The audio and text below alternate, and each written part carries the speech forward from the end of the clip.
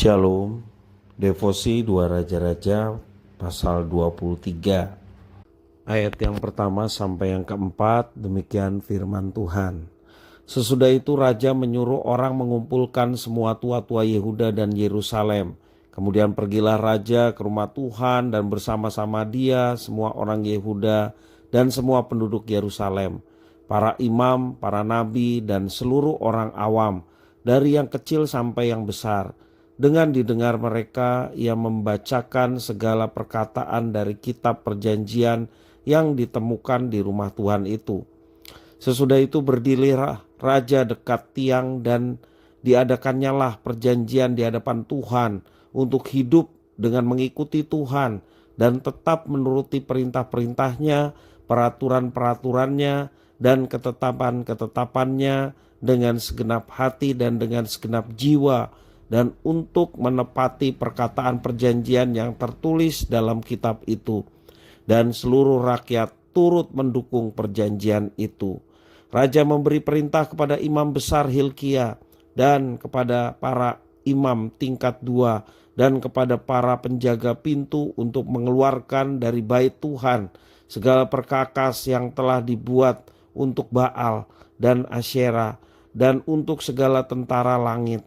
Lalu dibakarnyalah semuanya itu di luar kota Yerusalem, di padang-padang Kidron, dan diangkutnyalah abunya ke Betel.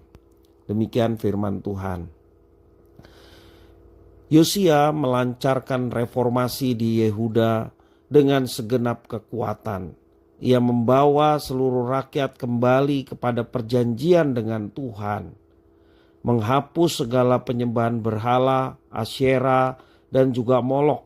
Dalam ayat yang ke-4 sampai 10 menjelaskan demikian.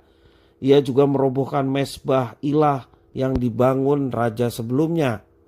Ayat 11 sampai 20 menjelaskan demikian. Serta ia kembalikan perayaan Paskah untuk Tuhan. Ayat 21 sampai 23 dikatakan, kemudian raja memberi perintah kepada seluruh bangsa itu, rayakanlah Paskah bagi Tuhan Allahmu seperti yang tertulis dalam kitab perjanjian ini. Sebab tidak pernah lagi dirayakan Paskah seperti itu sejak zaman para hakim yang memerintah atas Israel dan sepanjang zaman raja-raja Israel dan raja-raja Yehuda. Tetapi barulah dalam tahun ke-18 zaman Raja Yosia, Paskah ini dirayakan bagi Tuhan di Yerusalem. Dari ayat-ayat ini kita melihat bahwa Yosia disebut sebagai raja yang berbalik kepada Tuhan dengan segenap hati. Tidak ada raja sebelumnya dan sesudahnya yang sama dengan Yosia. Walaupun perubahan yang dilakukan memberikan banyak harapan, namun Tuhan tidak beralih dari murkanya kepada Yehuda yang ditimbulkan oleh kejahatan Manasye. Ayat yang ke-26. Hidup dalam rencana Tuhan memang penuh paradoks dan tidak selalu dapat kita pahami. Dalam kitab Tawarik mencatat kerumitan dari kematian Yosia. Diceritakan bahwa Yosia melawan pesan Allah dan berperang melawan Raja Neko dari Mesir hingga akhirnya tewas dalam peperangan di Megido. Dalam 2 Tawarik pasal 35 ayat 20 sampai 26. Walau demikian, dalam catatan kitab 2 Raja-Raja tidak ada kisah komplikasi Yosia yang melawan pesan Allah. Hanya ketaatan dan reformasi yang dilakukan oleh Yosia yang menjadi fokus dan sentral dari cerita. Kalau kita perhatikan, mungkin dalam kitab 2 Tawarik ini mencoba menjelaskan kematian dini Yosia dengan lebih mendetail yang menyebutkan kesalahan Yosia. Sedangkan dalam kitab 2 Raja-Raja lebih menekankan ketaatan Yosia dan kematian dialaminya sebagai pemenuhan janji Tuhan Allah bahwa Yosia akan mati dengan damai dan tidak akan melihat kehancuran Yehuda.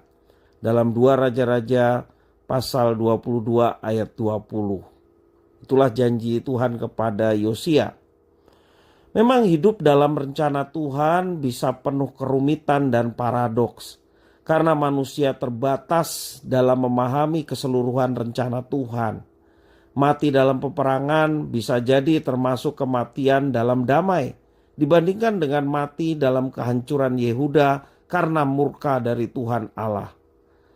Atas seluruh kerumitan itu, Yosia memilih untuk taat.